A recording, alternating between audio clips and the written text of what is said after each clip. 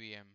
Bueno, el último test que habíamos visto de integración había sido este, de un método post, el camino feliz, donde teníamos una persona SaveDTO, que es lo que recibe el endpoint, lo transformábamos a JSON con un writer o a un payload. El tipo de dato para eso es un string, ¿sí? Y eso es lo que vamos a pasar como contenido de la request a la hora de performear, a la hora de ejecutar el endpoint que tiene la URI guardar, ¿sí? No pasa nada. Después teníamos los unspect de cada una de las cosas que que nos interesan analizar. Uno es el status, otro es el content type y por último la respuesta. Pero yo les había mencionado que podrían analizar, si quieren, toda la respuesta. Así que vamos a hacer este mismo test, pero en vez de comparar un parámetro de la respuesta, vamos a comparar toda la respuesta en un assert, ¿sí? Así que vamos a robarnos esto. Vamos a pegarlo ahí. Vamos a ponerle persona OK test 2. Y lo que vamos a hacer en este caso, esperen que tengo gente tratando de ingresar, un segundito, ahí va, es ir modificando, digamos, este test para que en vez de respondernos, en vez de comparar la respuesta dentro de un unspect del mismo perform, lo hagamos por fuera. Entonces lo sacamos, ¿sí? El content type lo podemos seguir comparando acá y el status code también, pero como habíamos hecho en un principio, esto nos va a devolver un MVC result. Vamos a ponerle response. Y acá al final de todo, si no tenemos el unReturn, no responde nada. Entonces, ahora sí, tenemos guardado nuestra respuesta en un objeto MVC result. Adicionalmente a esto, tenemos que ver que el método guardar, donde estaba acá, responde con un response entity que contiene en el body un response DTO, que contiene simplemente un mensaje. En este caso, vamos a ver qué es lo que nos envía el servicio como mensaje de OK para ver si la persona fue guardada. Ahí está. Entonces, este sería como el mensaje que nos va a responder en el body de la response. Así que nos lo vamos a llevar. Creo que yo lo tenía copiado igual arriba. Sí, bueno. Entonces, si yo guardo a una persona nueva de DTO, técnicamente me debería decir este mensaje que está acá, ¿no? La persona Carlos. Ahí está. Para lo que nosotros vamos a tener que hacer es generar un response DTO.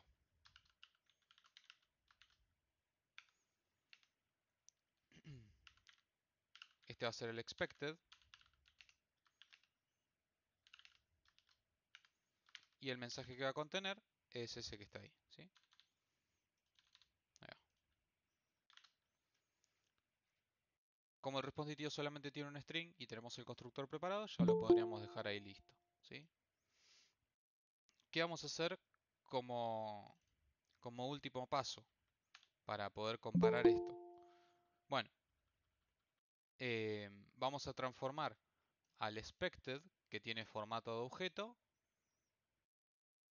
en JSON, ¿sí? Entonces vamos a tener un string, le vamos a poner response expected JSON.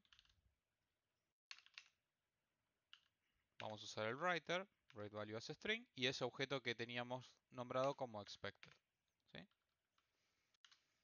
Entonces ya construimos, ya transformamos la respuesta que esperamos o la JSONificamos, ¿sí? Ya la transformamos en un JSON. Y ahora podemos hacer un assert equals entre ese response expected JSON y la respuesta que obtenemos, que es del tipo mock MVC result, perdón, Get response get content as string, ¿sí? Y técnicamente ahí estaríamos evaluando toda la respuesta, ¿sí? No solamente un parámetro como vemos acá, porque acá solamente evaluamos message porque response da la casualidad de que tiene un parámetro. Si tuviéramos más de uno, sería un poco engorroso en un test de integración agregar tantos unspects como atributos tenga mi objeto de respuesta en el que esté en el body. Entonces, quizás queremos comparar todo. Bueno, esta es una forma de realizar esa misma acción, pero en vez de comparar solo un atributo de la respuesta en formato JSON, comparamos toda la respuesta entera, ¿sí? Bien, vamos a ejecutarlo. Es en esencia el mismo test hecho de otra forma, ¿sí? Bueno, vamos a ver qué pasó. Probablemente haya pasado algo en la transformación. Así que esto está bueno que haya sucedido. Tenemos que ver que este es el request, perdón, este es el response, ¿sí?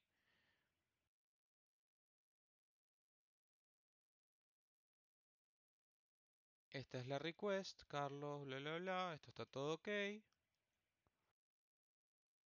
Mm. Ah, la tilde. Miren qué interesante. Me está gritando la tilde. Bueno, por ahora lo que podemos hacer es evitar la tilde y después buscaremos una forma efectiva de transformar ese JSON con caracteres especiales. ¿Sí? Se puede hacer. Pasa que hace 1000 años que lo hice. Lo atamos con alambre, sí, por ahora sí. Después lo busco como era, no me voy a poner a buscar ahora. Pero se puede configurar al writer para no tener que eh, atarlo con alambre como acabamos de mencionar, ¿no? Bien, era un detalle. Seguramente ahora va a pasar. Ahí va.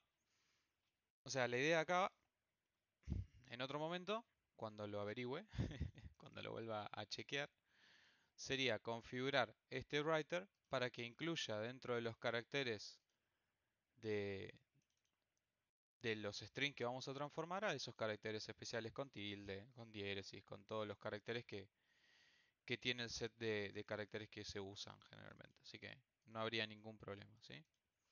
Bien, por ahora lo dejamos así. Yo me comprometo a buscarlo, ¿ok? Bien, entonces, ahí estaríamos comparando toda la respuesta, ¿sí? Y no habría ningún drama ni problema a excepción del carácter especial.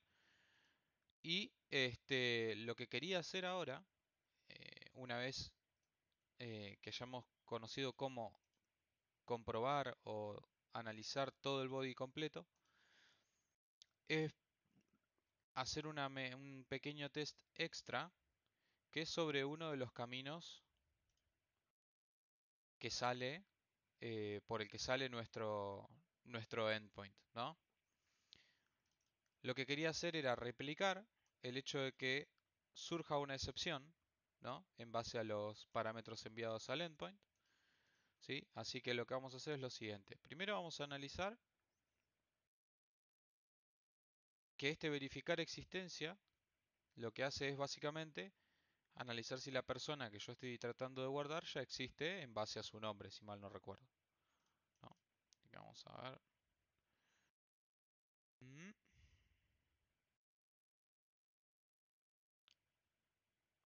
Persona.k, no, analiza toda la persona. Bueno, lo que podemos... Ah, y el equals que teníamos, ahí está. Ahí estaba el key de la cuestión. Nosotros teníamos un equals en persona que lo que analizaba era la edad, el nombre, el apellido y la nacionalidad. No analizaba el ID, ¿sí? Así que con eso es suficiente. Vamos al test, vamos al repositorio a ver qué personas existen. Así enviamos una persona idéntica. Vamos a agarrar al bueno de José. Y vamos a tratar de replicar ese escenario en el que surge una excepción, ¿sí? En base a un test. Vamos a usar esta versión que es un poco más acotada. Y ahora vamos a ver cómo la vamos modificando para que nuestra persona que queremos crear, control Z, ya exista, ¿sí? Acá está. Vamos, control C de nuevo. En vez de tener una persona nueva editio, changos, no lo copié bien. Pero ahora vamos a hacer una cosa, vamos a agregar a nuestra factoría de objetos. Creo que ya estaba este José, ¿no? A ver. José Pérez. No, este es José García. Ok, listo. Vamos a poner un método nuevo. Persona existente. DTO. Perdón, esto va a responder una persona save DTO. Ahora sí. Una persona existente DTO. Ahí va. Y lo que va a hacer es querer responder con una instancia. Estamos. Tiki, tiki, tiki.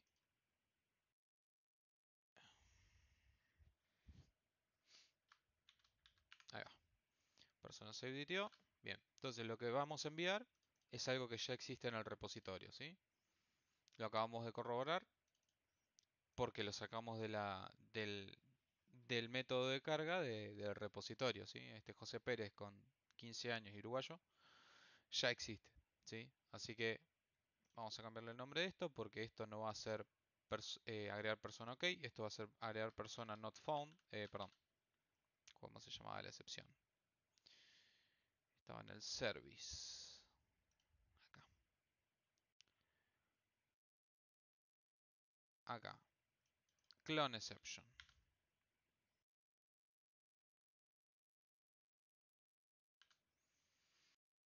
Clone exception. Bien. Y en vez de invocar a una persona nueva de ITO, vamos a invocar a una persona existente de ITO. Muy bien. Ya sabemos que nuestra persona save de ITO es una persona que ya existe. Y ahora lo ponemos como parte del contenido de la request. Todo esto es exactamente igual, lo transformamos a string. Pero en vez de obtener un status OK, nosotros sabemos que esto va a salir por un método del exception handler que va a contener un status code 400, un bad request, ¿sí? Lo que era bad request era el 400, si no me equivoco. Sí, correcto. Entonces, el status code que vamos a esperar es .is bad request. ¿Ok? Ya esto cambió. El content type va a ser el mismo. Y si quieren, lo que podemos hacer acá es comparar el error DTO que va a lanzar.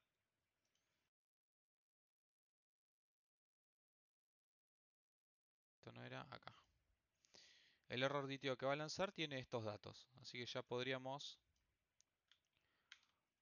compararlo si queremos, ¿no? El mensaje que va a lanzar está en el servicio. La persona ya existe, así que me voy a quedar con esto. Y vamos a empezar a comparar, ¿sí? Bien. Vamos a ir agregando unspects. Error DTO, ¿cómo se llamaba el parámetro mensaje? Message, ok. El mensaje que debería lanzar sería este. Y adicionalmente a este mensaje, vamos a anexarle otro unspect con JSON path que sea punto status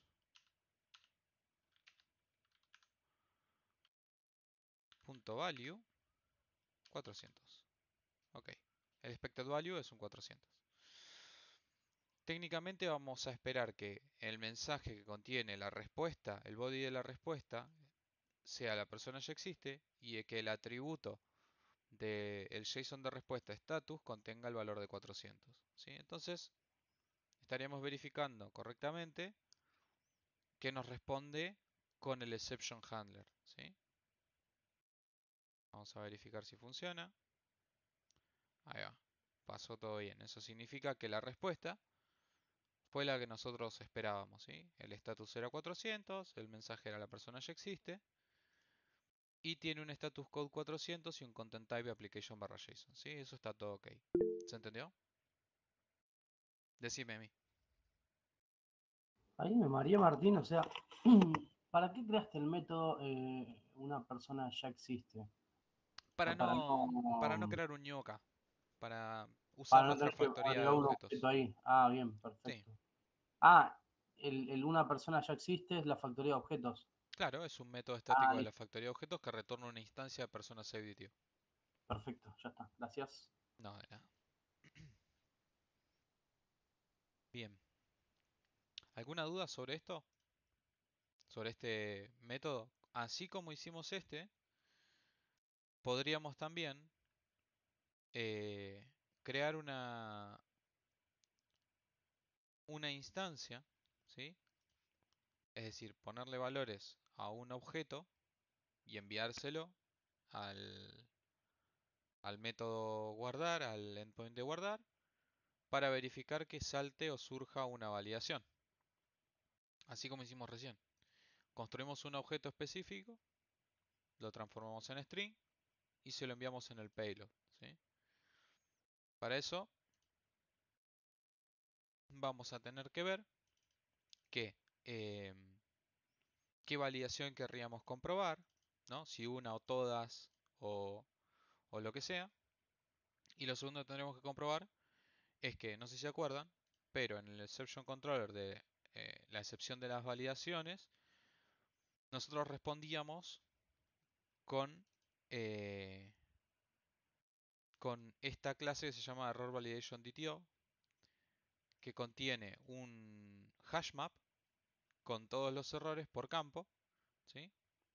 Así que habría que ver de replicar exactamente esto para poder testear este método, para poder llegar a este método, ¿sí? ¿Se entendió esto? O sea, la única diferencia estaría en lo que responde. O sea, en vez de respondernos con un message, va a ser eh, un atributo, ¿no? Ese objeto, donde estábamos a verlo, Error Validation DTO. Este elemento, que es un atributo del JSON de respuesta, vamos a tener que acceder, por ejemplo, al primero de sus elementos dentro de ese JSON path, ¿sí? O sea, si fuera, supongamos que estamos en ese test y ponemos errores o errors, tendríamos que acceder al primer elemento de errors y ahí sí poder verificar, qué sé yo, no me acuerdo qué había, ya les digo. El primer string, ¿sí? Decime a mí. Muertos, si no me equivoco, o si mal no recuerdo, eso era aleatorio, ¿no? El error que nos tiraba. El Porque. orden sí, el orden sí. Pero por Porque. eso, Justamente ibas a eso. no, más o menos, o sea, al ser un hash map no tenía un orden específico. Claro. Y lo que les iba a mencionar con respecto a eso es que es preferible comprobar una sola validación errónea y verificar que llegue a este método que comprobar varias. Es decir, poner un escenario por cada validación que quieran comprobar. Ah, claro. Así no tienen problemas en cuanto a el acceso de estos elementos. ¿Sí? O sea, como dijiste recién, es uno para cada escenario y no en la estructura en sí. Claro, O, vamos a comprobarlo. O sea, no me acuerdo exactamente cómo era, gracias, Marto. de nada, que nos generaba la respuesta. Así que vamos a verlo. Vamos a tener que generar un objeto que ya exista. Vamos a abrir Postman.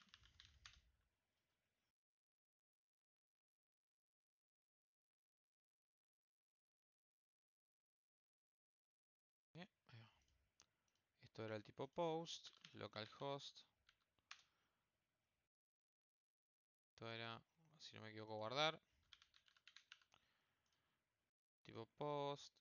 Vamos a mandarle un JSON que contenga todos los datos del usuario. Y alguno de ellos lo vamos a mandar mal, ¿sí? Esa es un poco la idea. Los datos del usuario es persona SaveDTO. Acá. Nombre, apellido, edad y nacionalidad. Bien.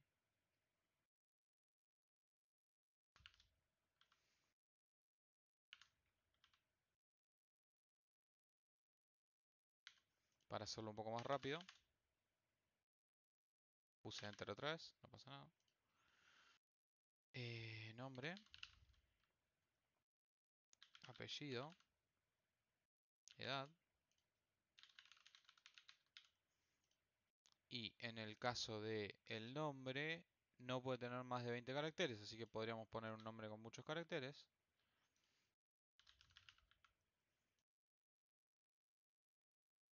En este caso creo que podríamos mandar este número así. Y la nacionalidad,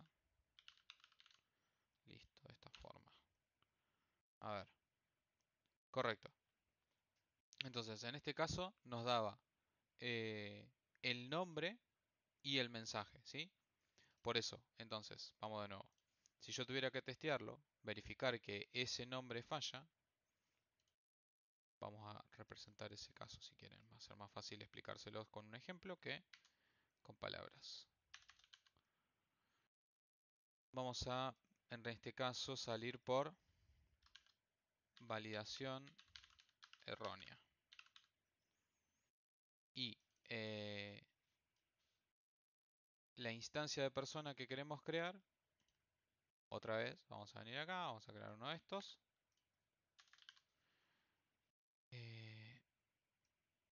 Una persona no válida, DTO. Y vamos a poner muchos caracteres en una letra. Ahí, no sé si tiene más de 20, pero por la duda se lo dejamos así. Y esto haría saltar la cantidad de caracteres, imagino yo, si tiene más de 20, en nuestro endpoint, ¿sí? Y acá vamos a cambiar a quién invocamos. Una persona no válida DTO. Vamos a verificar cuál sería el status. También es un bad request. Eso está todo ok. Esto no lo vamos a usar. Denme un segundito. Vamos a validar solamente el mensaje de la validación. El mensaje de la validación era... acá no está. Acá. Ah, está en el DTO de entrada. Persona save DTO, ¿dónde estás? Acá. Bien, este es el mensaje que vamos a validar.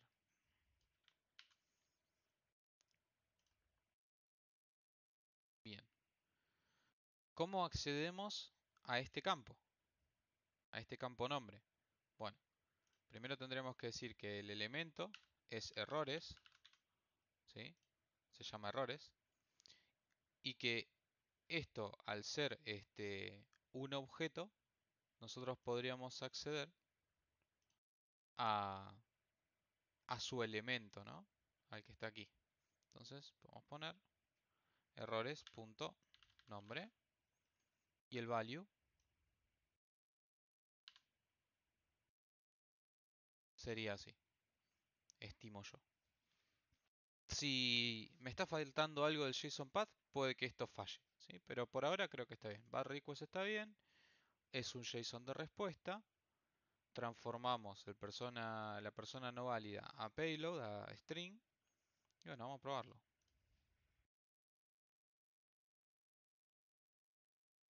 Ok, pasó. Eso significa que lo que yo estoy esperando es claramente lo que me respondió, ¿sí? Entonces, algo que tienen que entender de acá es que este objeto que respondemos, perdón, este objeto con el que respondemos JSON, se accede mediante este punto a una de sus propiedades. ¿Cuál es la propiedad del objeto de respuesta que quiero acceder? Errores. Entonces escribimos punto por el objeto errores. Y una vez que accedimos a errores, vamos a acceder a esta propiedad, que es nombre. Punto nombre. Punto nombre. ¿Sí? Y ahí es donde podemos verificar que el mensaje sea el esperado. ¿Sí? Decime, Emi. No, me confundí, Otto. Ah, ok. Bien. Ahora sí. Entonces, ahí va. De esta forma es como vamos a ir comprobando que las validaciones estén correctas o no. ¿Por qué me doy cuenta de esto? Porque el objeto que yo creé como parte de la request tiene alguno de los datos mal, ¿sí?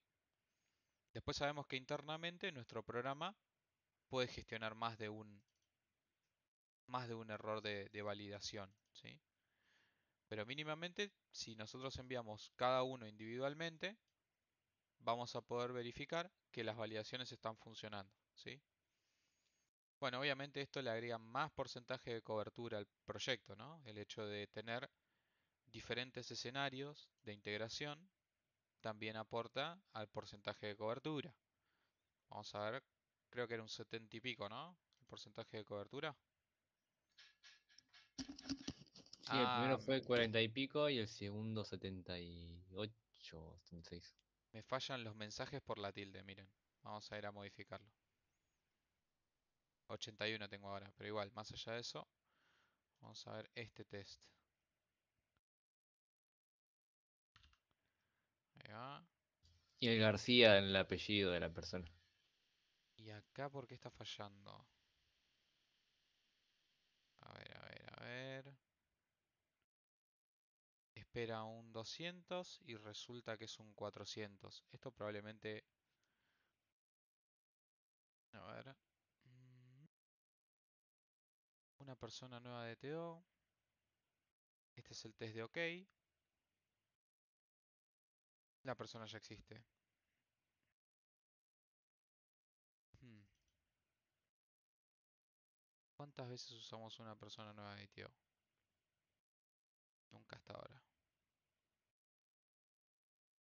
¿Y una persona nueva de TO ya existe? Esa es la persona... Eso es lo que quisiera ver. Pero si vos en dos métodos no estarás creando un objeto similar, en dos métodos diferentes ahí de la factory. Probablemente. Eso es lo que estoy verificando. Tiki tiki tiki. Carlos García es este. Carlos García, ¿no existe en el repo? No, perfecto. Eso está bien. Tiene que ser todos los campos, ¿no? Iguales, aunque sea uno solo. Sí, sí, sí. Tienen que ser Mm. todos. No me acuerdo. Vamos a verificarlo. Buena pregunta. Sí, tiene que ser todos los campos. Y.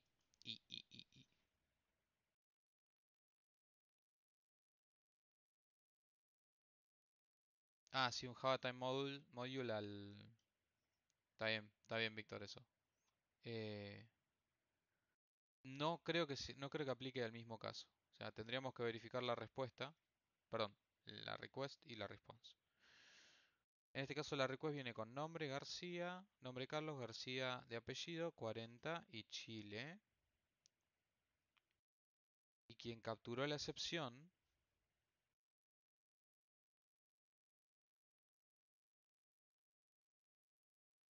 es CloneException.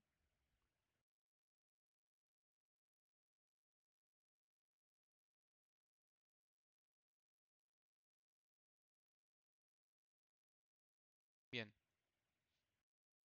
A ver, guardar persona OK test. El segundo pasó, fíjense. Pero porque lo ejecutó primero. Tenemos dos tests que hacen exactamente lo mismo y agregan a la misma persona. Este lo vamos a comentar. Ahí estaba el punto. A ver ahora.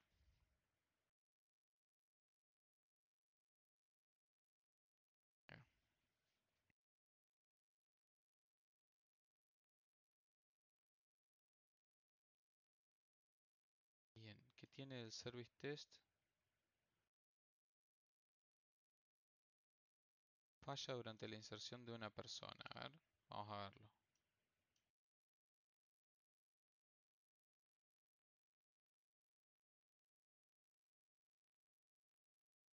Bueno, igual ya tenemos un 81%, ¿no?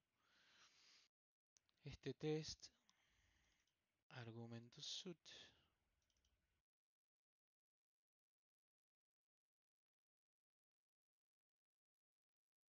Este test no me está pasando. Guardar a persona, throw clone exception.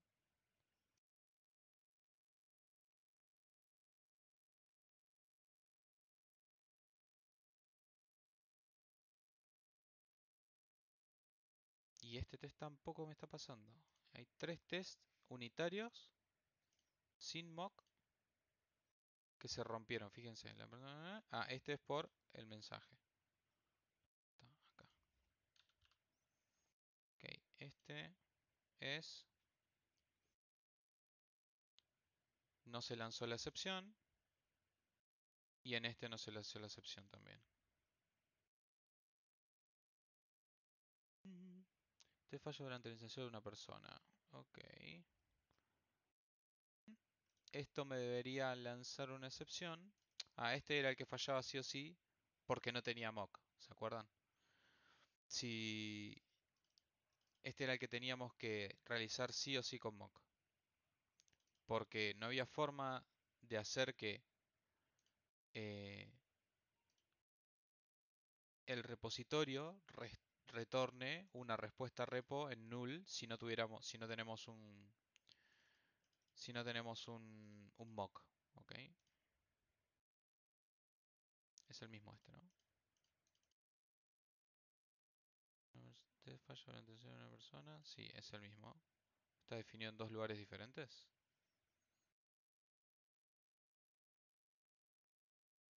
Este debería lanzar clone exception. Vamos a invocar a una persona existente. Así me larga el clone exception. A ver ahora. Ahora pasa. Y este es irreproducible a menos que usemos mock. Así que este lo vamos a sacar de acá. De esta forma. Y vamos a ir al apartado de mock. Con mock.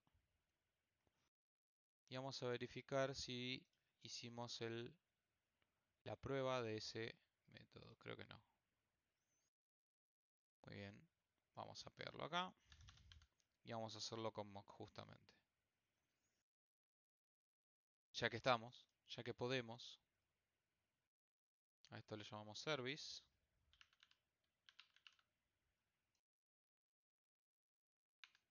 Vamos a hacer como persona SafeDTO. Esto no importa. When repo.save. Cuando suceda eso, con any, then return null.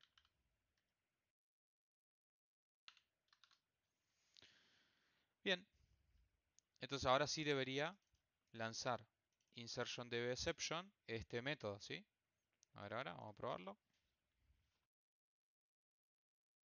Ahí va. Técnicamente, ahora arreglamos todos los tests, ¿sí? El test ese que yo había copiado y había traído, este test que estaba sin mock, lo habíamos hecho pasar borrando la carga de la base de datos, ¿se acuerda? Ahora no hace falta. Simplemente con moquear el comportamiento del método save, podemos lograr el comportamiento esperado. Esperemos que no falle ninguno. Y ahí va. No falló ninguno, excelente. Y ahora vemos que tenemos un 82% de coverage. Un montón. Y no hicimos tantos tests. ¿Sí? Bien. Con esto vamos a dejar, digamos, finalizado lo que sería el módulo de testing, ¿sí? y de code quality. Así que vamos a empezar con el módulo tan esperado y ansiado. Hay que meterle bastante, tienen que practicar un montón, pero sin ninguna duda estoy seguro que van a poder practicar, y con el ejemplo este que tengo acá, que por cierto, ya que terminamos el módulo de test, se los voy a compartir. Denme un segundito. Ahí va. ¿No subís el timer, no? Sí, lo voy a subir al Drive. Es un proyecto muy ansiado. Bien,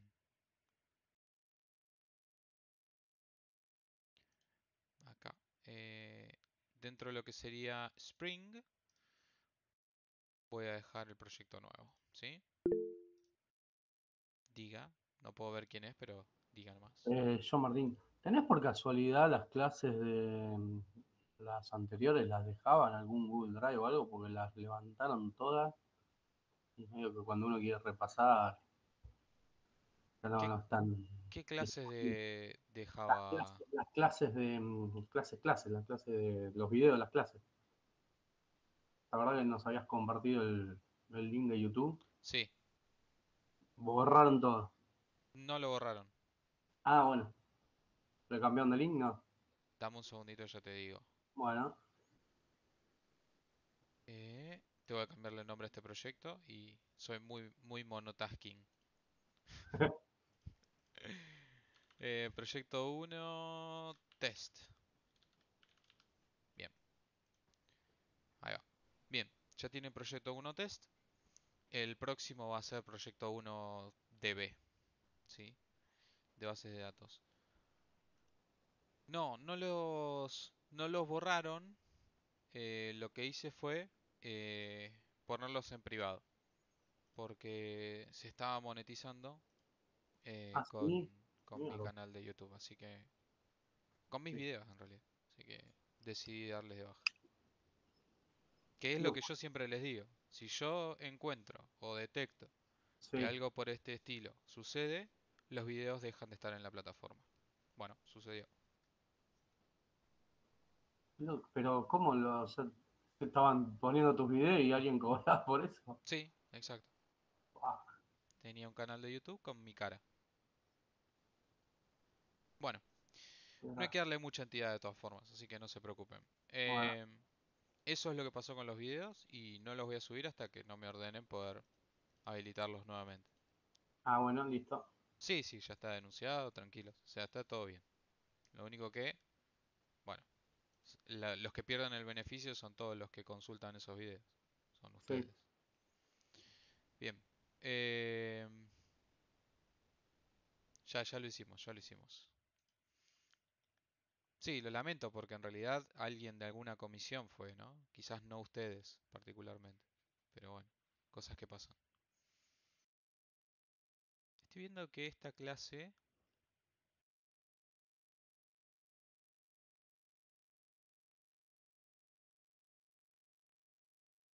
Bueno, no importa.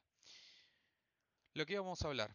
Vamos a empezar con el módulo de bases de datos, ¿sí? El día de hoy. No vamos a esperar más tiempo. Vamos a hacer como un repaso de bases de datos. Me gustaría saber si...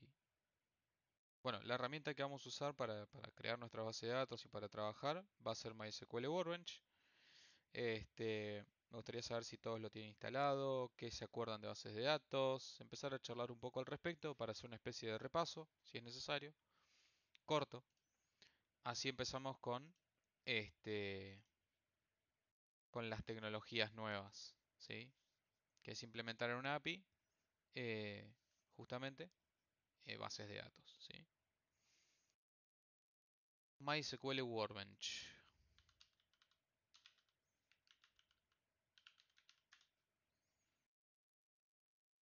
Como siempre les digo, Jorge, no hay ningún problema que usen cualquier gestor o cualquier cliente de bases de datos, siempre y cuando no tengan dudas al respecto, ¿sí? Siempre y cuando no tengan dudas al respecto. O sea, ustedes quieren usar esa herramienta y la conocen, perfecto. El día que tienen un problema y me consultan, no voy a poder ayudarlos.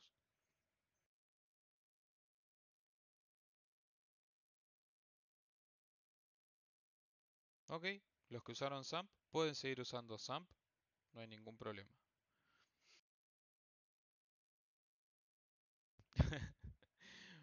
No es que yo recomiendo Workbench, es lo que usamos acá.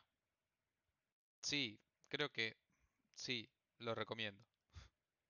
O sea, por algo lo uso. Sí, lo prefiero antes que el SAMP eh,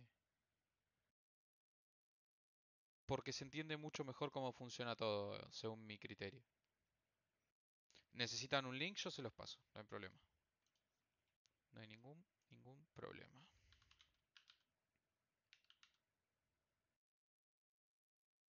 Eh,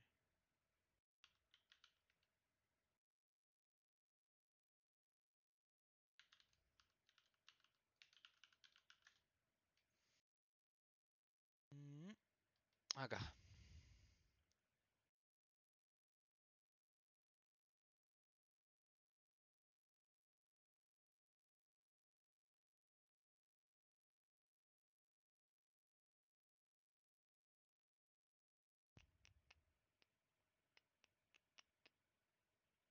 Esto quedó viejo, me parece. Estoy viendo que la versión que estoy viendo...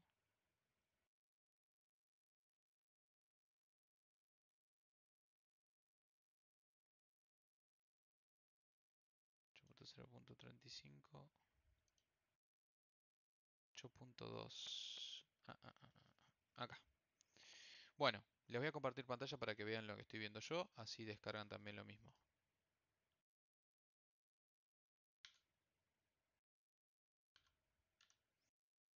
Bien, ahí les pasé el link a esta página. Ustedes tendrían que venir acá donde dice Go to Download Page y acá, en este lugar, descargar el MSI Installer, el que pesa más, digamos, el de 288 MB, porque este si no va a ir descargando durante la instalación, ¿sí? Así que con este estaría bien, ¿sí? ¿Se entendió? Vuelvo para atrás. Este es el link que les pasé, perdón, iba a estornudar. Ese es el link que les pasé. Tocan en Go to Download Page y en Go to Download Page seleccionan la que pesa más. Si tenés la 8034 está fantástico, no te hagas problema. No hay mucha diferencia entre la 35 y la 34. No hay nada, de hecho, prácticamente. Ahora está bien que sea 32 bits nomás, sí. Sí, no hay problema. Sí, no hay problema en eso. 64. Bueno,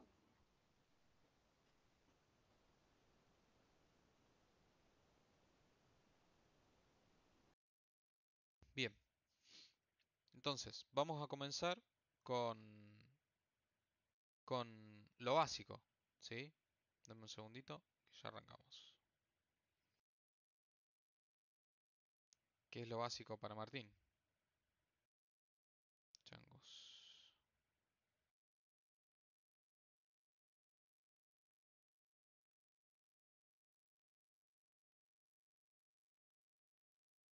Un segundito, estoy buscando mis archivos.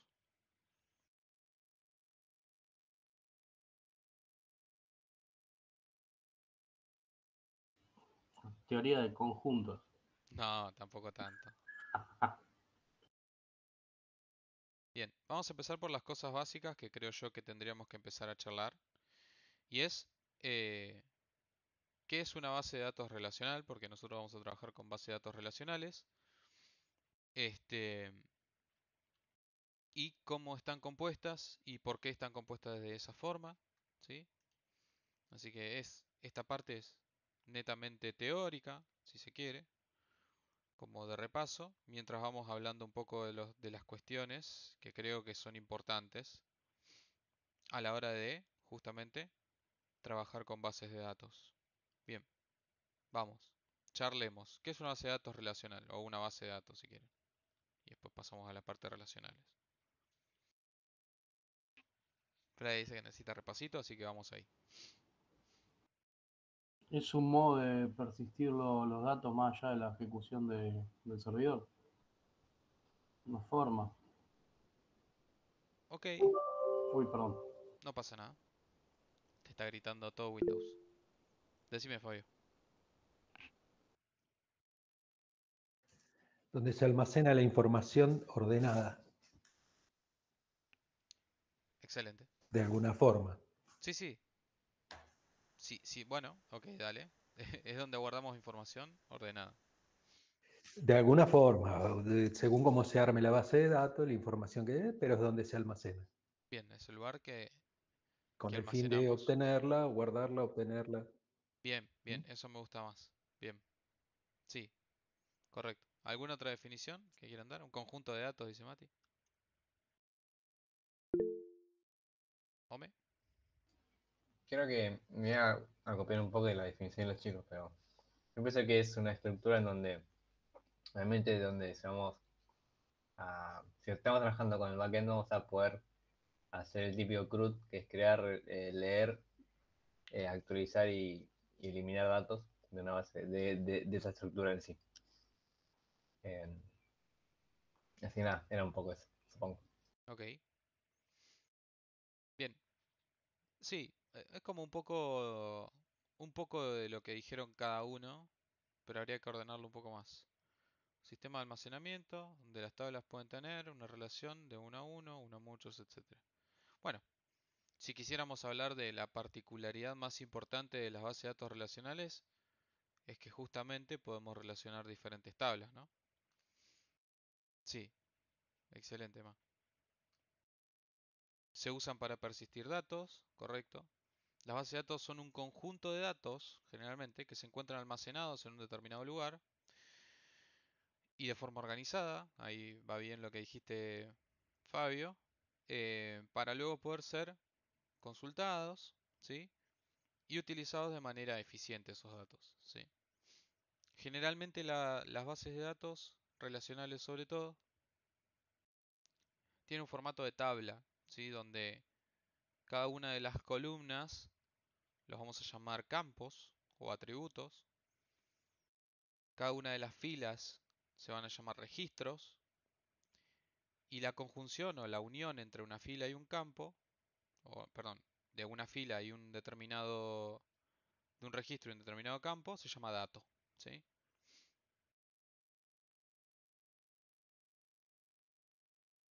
Bien. Entonces, en definitiva, ya aprendimos un montón de cosas. A cada una de estas tablas, donde vamos a estar trabajando y guardando toda nuestra información, bueno, toda la información relevante de la app o de las apps, eh, las vamos a llamar entidades, ¿sí? Cada una de las tablas son entidades, ¿ok? A partir de ahora vamos a nombrarlas de esa forma. Es importante mencionar que cuando estamos hablando de bases de datos, existe algo llamado SGDB. ¿Saben lo que es un SGDB?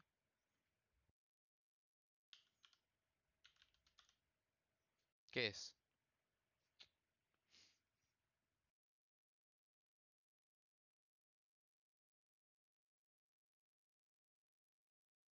Sí, sistema de gestión o de sistema gestor de bases de datos, ¿sí? ¿Y qué son en sí? ¿Podrían darme algún ejemplo? El que administra base de datos. ¿Cómo? El que administra la base de datos, sí. Sí, podríamos decir que son la parte del cliente de nuestras bases de datos, ¿no? El que realiza la interconexión entre lo que sería el servidor y quien quiere insertar o manipular algún dato. Sí. Ahí va. Eso es un sistema gestor de bases de datos. Por eso ahí Matías me decía MySQL, ¿no?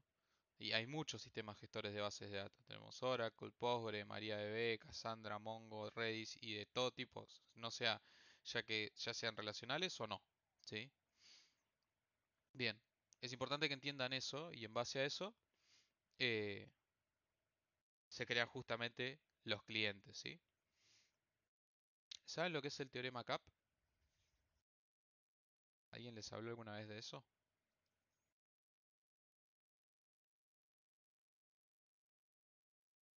dudo, no sé si esto es, digamos, muy relevante, pero está bueno conocerlo.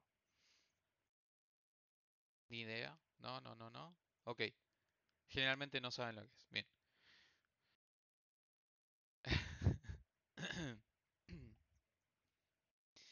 El teorema CAP es un teorema orientado a la ciencia de los datos que sirve para poder seleccionar qué tipo de base de datos necesito según el problema que tengo que resolver. ¿Ok? Y es un teorema que establece que un sistema distribuido de almacenamiento de datos no tiene que ver con un pool. Que en un sistema distribuido de almacenamiento de datos no se pueden garantizar más de dos de los tres componentes posibles que pueden tener estas bases de datos. ¿Cuáles son esos tres componentes? Consistencia, disponibilidad y tolerancia al particionamiento. ¿Sí? En base a estos tres principios o estas tres características, el teorema CAP dice que una base de datos que pertenece o que está dentro de un sistema distribuido no puede asegurar más de dos de estas características. ¿Sí?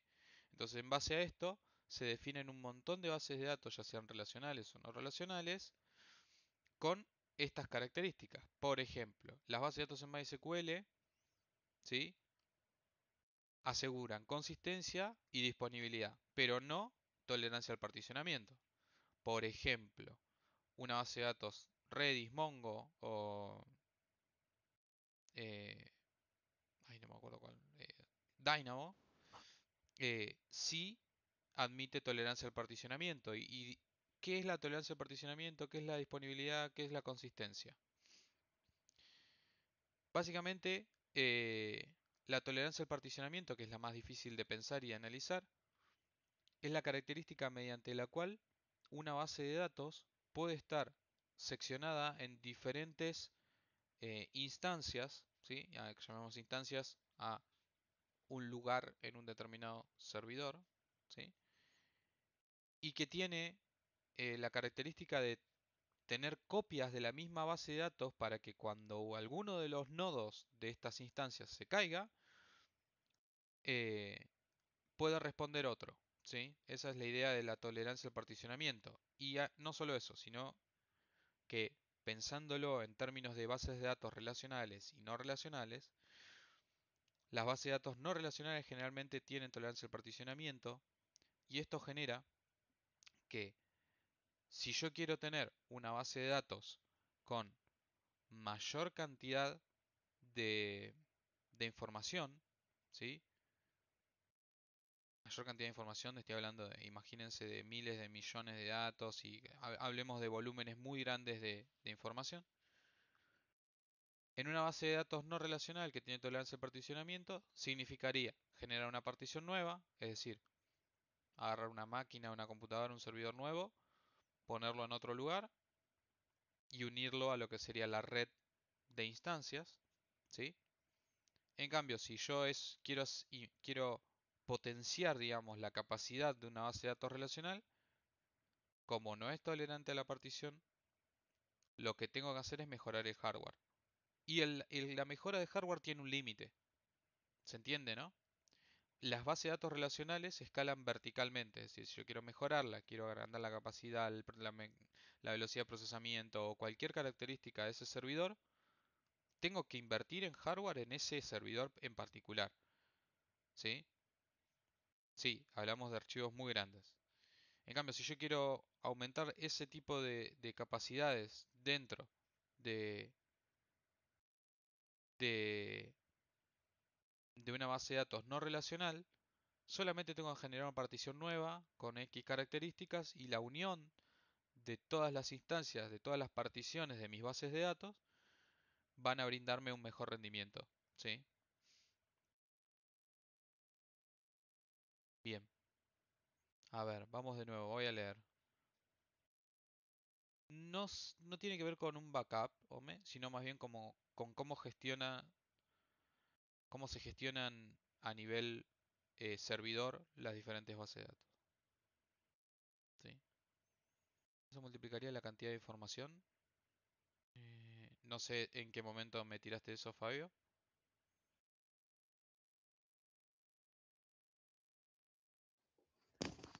Al generar particiones con el mismo contenido, ¿no se multiplica la información?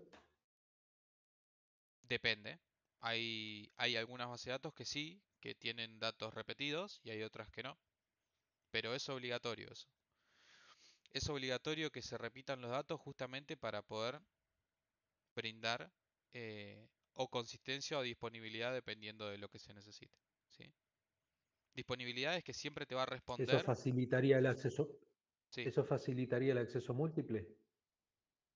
cualquier base de datos O sea, se puede acceder de... que varios accedan al mismo dato. Sí, en cualquier tipo de base de datos funciona así. Por eso se trabajan con sistemas distribuidos. ¿Sí? La normalización existe en bases de datos relacionales, Víctor. Ya en bases de datos no relacionales la normalización es diferente. ¿Sí? Porque en las bases de datos no relacionales no existen relaciones. Existen índices, existen documentos, existen otras cosas que potencian de otra forma la velocidad de las consultas. ¿Sí? Y no son iguales a los índices de la base de datos relacionales. Por eso te comento, por eso te comento. Bien, entonces, no quiero que se enrosquen muchísimo con este tema. Está bueno que conozcan o que hayan escuchado alguna vez del teorema CAP. Solo digo que, bueno, en este curso nos vamos a concentrar en base de datos relacionales, ya lo saben, ¿sí? Es decir, que nosotros aseguramos consistencia y disponibilidad, ¿sí? A nuestras aplicaciones. Pero me gustaba siempre dejarles este concepto para que ustedes puedan involucrarse más y decir, che, pará, no sé, por ejemplo, un sistema bancario, un sistema de monedas, donde es importante que si, por ejemplo, en base de datos relacionales, si se cae el servidor, chau base de datos. En una base de datos que es tolerante a un particionamiento, se cae un nodo, no pasa nada, seguimos consultando a otro nodo. El problema con eso puede ser que no tengamos la última versión del dato existente. Entonces, como que hay ciertas cosas que se pueden manejar a nivel infraestructura de base de datos dependiendo de qué base de datos utilices, y eso me sugiere a mí cuál me sirve más para lo que estoy usando, ¿no? Sistemas de bancos, sistemas financieros y todo eso, generalmente usan bases de datos no relacionales, ¿sí? Eh, Capaz que gestión de usuarios o contraseñas usan Key Value Stores o KVS, que son no relacionales, son documentales, ¿sí? Redes sociales también. De hecho, creo que tenía la imagen, la voy a buscar, porque esto les va a encantar. Creo que tenía la imagen por ahí de... acá lo tengo, miren. Esto les va a encantar. De cómo funciona a nivel datos. Esto lo saqué de LinkedIn. Cómo funciona a nivel datos. Este... O bueno, cómo funciona la arquitectura de todo Netflix. Fíjense que por un lado tienen una serie de bases de datos. ¿Lo viste hoy, Ome? Increíble. Em, Desde el punto de vista de backend, usan Spring Boot, bueno, algunas herramientas propietarias, MySQL, Cassandra. Fíjense que para cada una de las cosas, a nivel base de datos tienen cuatro bases de datos diferentes que realizan acciones completamente diferentes. Capaz que la base de datos de Cassandra o la que está en MySQL guarda X cantidad de información porque es más proficiente para esa información. Las cachés, como se consultan muy rápido, guardan volúmenes de información muy pequeños, ¿sí? Eh, y así, ¿no? Pero está muy interesante que conozcan de dónde parte toda esa información. ¿Cómo dijo Netflix? Che, voy a usar esta base de datos o esta otra. No sé, ponele esa más barata. No, tampoco funciona así. Todo sale de algún sustento teórico y eso es lo que estoy tratando de darles. ¿Sí? Bien, entonces si quieren investigar un poco más sobre bases de datos a profundidad, Teorema CAP, ¿sí? Pero ya lo saben en general, pero eso les va a dar mucho contexto a la hora de elegir qué base de datos se aplica más a diferentes tipos de casos, a diferentes casos de uso, ¿sí? Bien, las relaciones están en casi todo, dice Víctor. ¿Saben lo que es un diagrama de entidad de relación? o un der. ¿Qué es semi? Ya que dijiste que sí, te escucho. Ya me olvidé. Donde se modelan las clases era y las relaciones que tienen entre sí, cómo interactúan Clases. entre sí. No estoy hablando de un diagrama UML. Entonces me maría. Tendría que buscarlo en la punta. La verdad Bueno, miren, yo les voy a compartir. Déjame que tengo que abrirlo. Draw.io. Les voy a mostrar los dos tipos de diagramas de relaciones o diagrama entidad-relación que a mí me gustaría que conozcan. ¿Sí?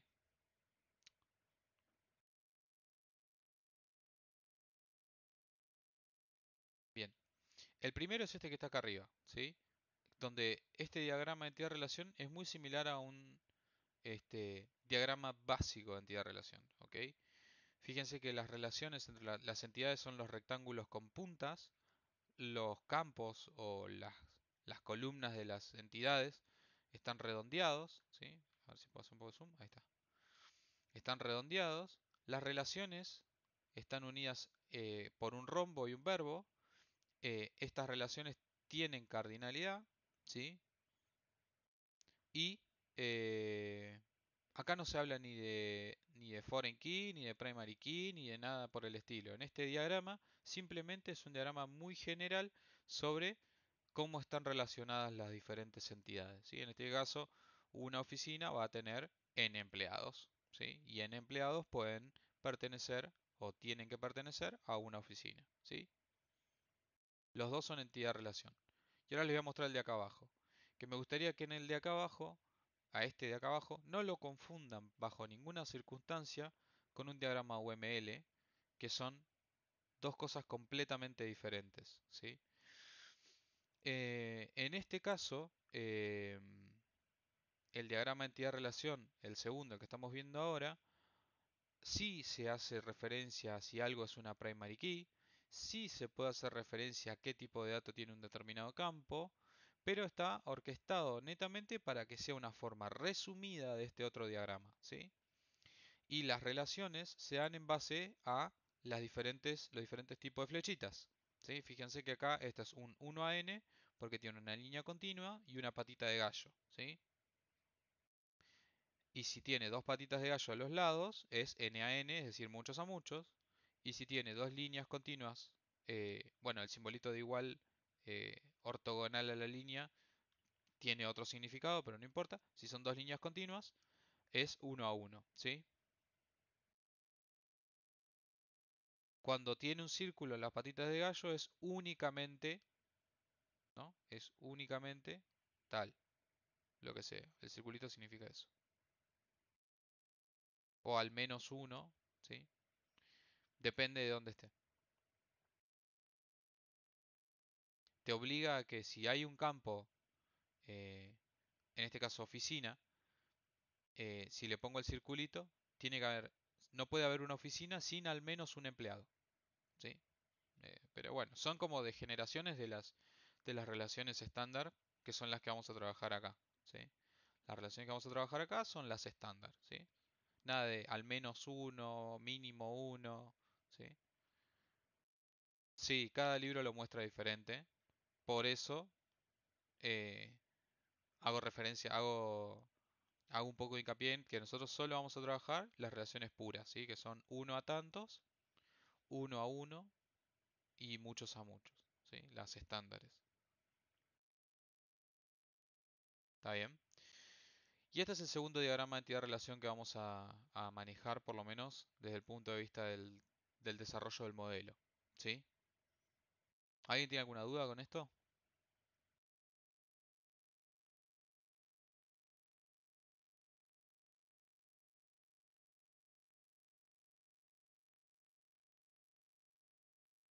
Bien, buenísimo. Entonces, lo que sigue en fútbol de primera. La rendí en abril y me recibí bien, Víctor, bien. Vamos a hablar ahora sí de justamente de tipos de datos, relaciones, es decir, cómo se relacionan y gracias a qué y cómo y por qué. Porque para llegar a ver código tenemos que comprender todo el contexto que viene por detrás, ¿no? ¿Cuántos tipos de datos existen en las bases de datos, por ejemplo, en MySQL? ¿Los tienen presentes?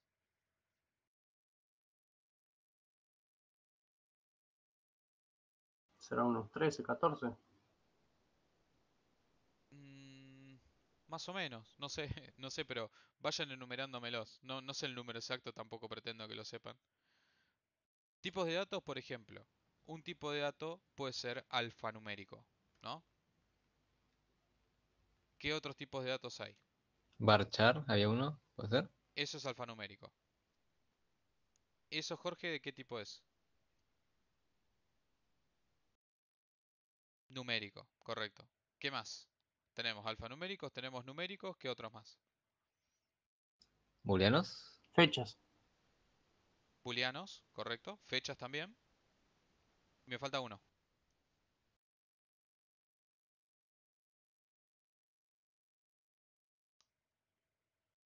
Ustedes me están diciendo los tipos específicos. Yo estoy diciendo como los grupos. ¿Me explico? Hay como algunos grandes grupos. ¿Objetos?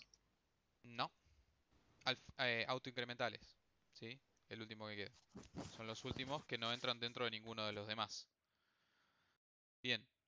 Como tipos de datos numéricos tenemos bit, tiny int, small int, big int, float, decimal, numeric, etcétera. ¿Sí? Hay algunos más, pero básicamente esos. Los alfanuméricos tenemos char, varchar, binary, blob, tiny blob, medium blob y long blob. ¿Saben lo que son los blobs? Solo pregunto por el que más difícil, ¿no? ¿Nadie usó blob nunca? ¿Son caracteres especiales? No, nada que ver. No. Los blobs eh, pueden guardar información en formato binario, ¿sí? Eh, bueno, cada tipo de blob, obviamente va a tener un espacio más grande o más pequeño, este, en donde nosotros podemos alojar ese archivo o ese dato en formato binario. Ustedes saben que cualquier cosa se puede representar en binario, ¿no? Entonces yo ahí podría guardar, Sirve para imágenes, correcto, imágenes, audio, video, cualquier cosa, ¿sí? PDF. PDFs o lo que necesiten guardar, que sea un archivo, se podría guardar en un blob, ¿ok? Así que raro que no lo hayan conocido porque algo que todo el mundo siempre quiere hacer es guardar imágenes. O, qué sé yo. eh, sí, imágenes, generalmente. Bien, ahí ya te escribo. Blob. Así. Lo conocía como objeto binario, pero no como blob. Ahí va. Ahí va, Carlos. Sí, pasa que el blob es particular de MySQL. Capaz que en SQL Server o en Oracle lo llaman diferente. Hay ciertas diferencias en esas cosas. ¿Se entendió? Entonces, ¿para qué se usan los blobs? Bien, tenemos texto, o sea, text, tiny text, medium text, long text, enum, como ahí había mencionado, no sé si fue Emma. Este, como tipo de dato de fecha podemos tener time, datetime, timestamp y date. ¿Saben la diferencia entre cada uno de ellos?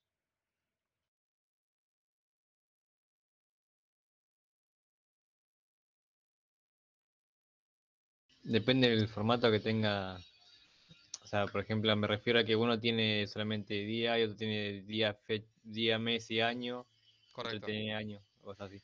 Todo lo que termine en time tiene hora, minutos y segundos. Si el tipo de dato es time solo time, es hora, minutos y segundos. Si es date time, es fecha, año, mes y día, horas, minutos y segundos. Y si es timestamp, este, Es muy similar a datetime, es decir, que tiene hora, minutos y segundos y días y fecha, pero la diferencia es que este, el rango de fechas que se utiliza es diferente, ¿sí? O sea, se puede poner desde una fecha más pequeña que el datetime, ¿ok? Y si es solamente date, solamente tiene año, mes y día, ¿ok? Ahí está la diferencia. Pero ¿A qué Marta, te, a qué perdón, te refieres con más pequeña? ¿Anterior? Anterior, sí, Ah, anterior. bien. Sí, perdón, anterior, anterior. yo me acuerdo que en el semestre pasado, digamos, en el full stack, en el frontend, teníamos que hacer bueno, justamente con base de datos, y me volvía loco buscar el archivo compatible con localDate de Java, con alguno ¿cómo se llama? De la base de datos. Y me volví loco buscándolo, pues no sabía cuál utilizar y todos me tiraron error. Bueno, hoy en día sigo sin entenderlo, pero bueno, está bueno volver a reubicarlo. Tranqui, tranqui, local date va a ser simple, ¿sí? Va a ser el que nos va a traer un date, ¿sí? Así que no pasa nada. Bien, también existe local datetime en Java y la diferencia está justamente en que el local datetime tiene fecha y hora, minutos y segundos. Por eso hay que usar local date con dates de SQL. Si vos estás usando datetime SQL, tenés que usar local datetime, ¿no? Y ya está. Bien.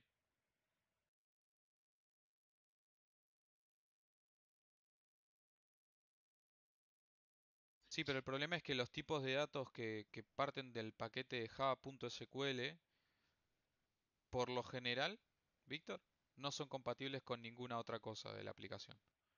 Así que preferiblemente usar localDate, que, que sí también es mapeable, ¿sí? Desde un dato SQL es mapeable a un localDate sin problema, que usar SQL que después no podemos transformarlo en ninguna otra cosa. O capaz que es un poco más complejo. Sí, sí, sí, sí. Lo que sí, Marto, había una clase de Java justamente, creo que la de Date que está por deprecarse, o está deprecado, puede ser. Sí, creo que es la de Java SQL Date, la que se va a deprecar. Así que ojo con eso.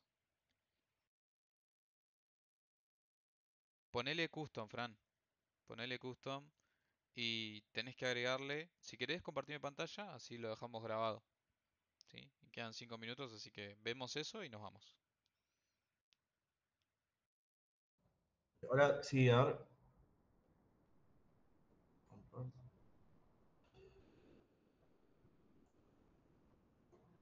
Un momento, por favor. Sí, no hay problema.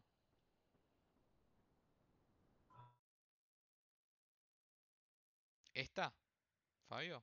¿O la anterior?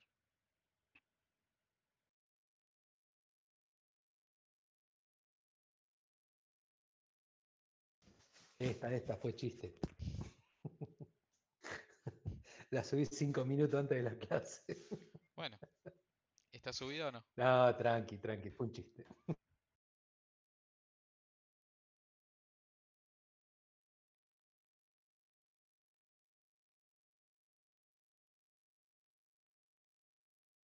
Hablando de eso, apúrense a dar presente porque lo voy a cerrar el formulario. Perdón, se me salió.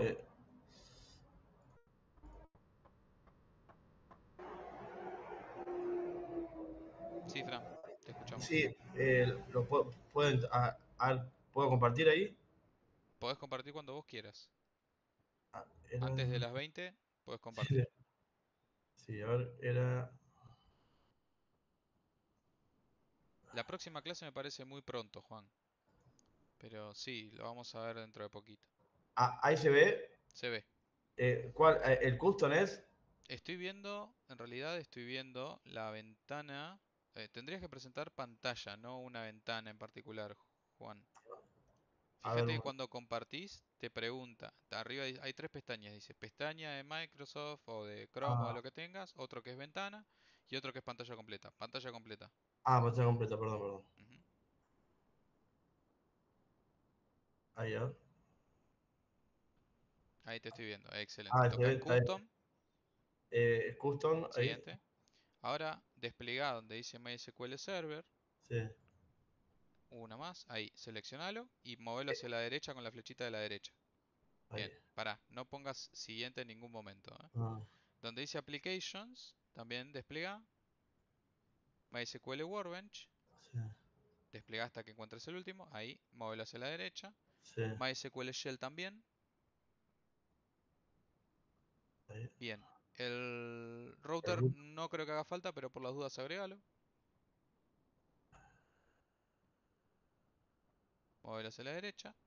Y la documentación es importante también, así que desplega donde dice MySQL Documentation. Bien, ese hacia la derecha. Y Sí, ahora abajo dice Samples and Examples. También los queremos. Bien, ahí, ahí está. ahora anda Next. Execute. Bien, este proceso va a tardar un ratito, a menos que tengas una compu zarpada, que puede pasar también. Eh, No, no, no, no. cuando No. llega, cuando llega al servidor o termina de instalar todo, te va a pedir que lo configures. Ah, bueno, está bien, está bien. Bueno, bueno. Bueno, Pará, dejo. igual, Me quédate, colgué. quédate. Full se carga. Como full. Si se instala full Custom. o solo el server. Bueno, ponele full. Total es en definitiva creo que es lo mismo. A mí me gustaba custom porque había algunos instaladores que te agregaban otras cosas que yo no quería. Pero bueno, se ve que ahora lo sacaron, por eso le dije que ponga todo. Ahí. Bueno, dejo compartir. No, espera que Ah, termine. se quedó ahí. Ah, ahí quedó.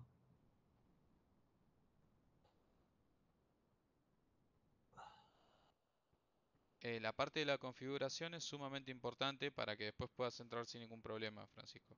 Está bien. Si te dejo hacerlo solo y te No, olvidaste no. de algo, capaz que puede haber un problema.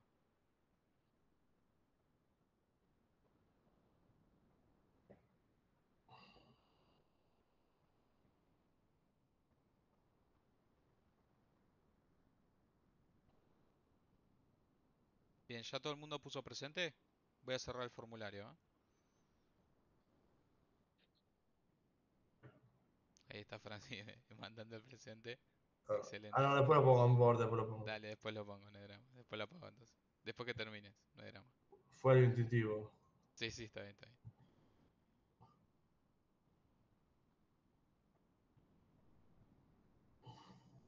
Bien, este proceso tarda, así que no se preocupen. Nos tomamos 2-3 minutitos más.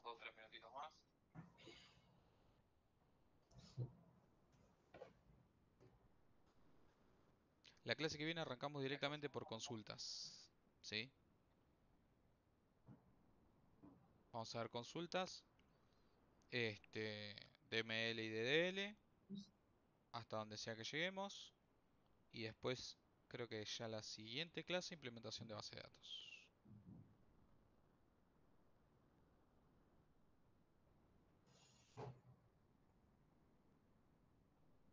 Es terrible lo que tarda. Ujú. Bueno, tampoco es tanto, hace 2 minutos que empezó.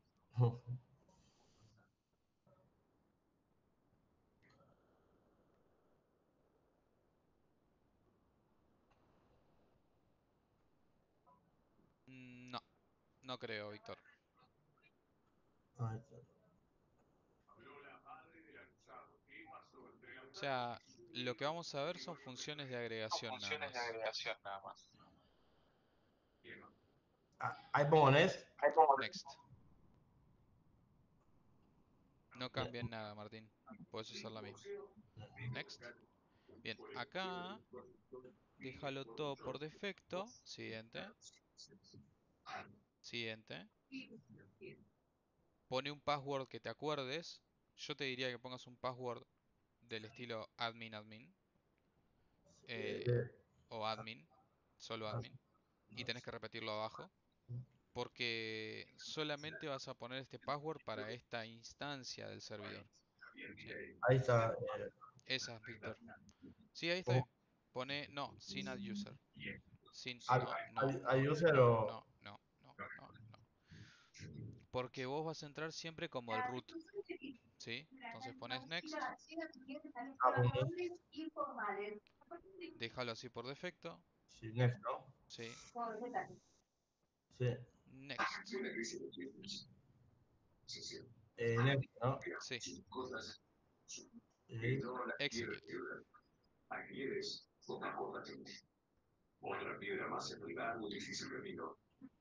Carlos, se te escucha la tele.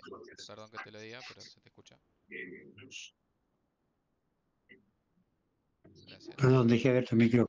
No pasa nada.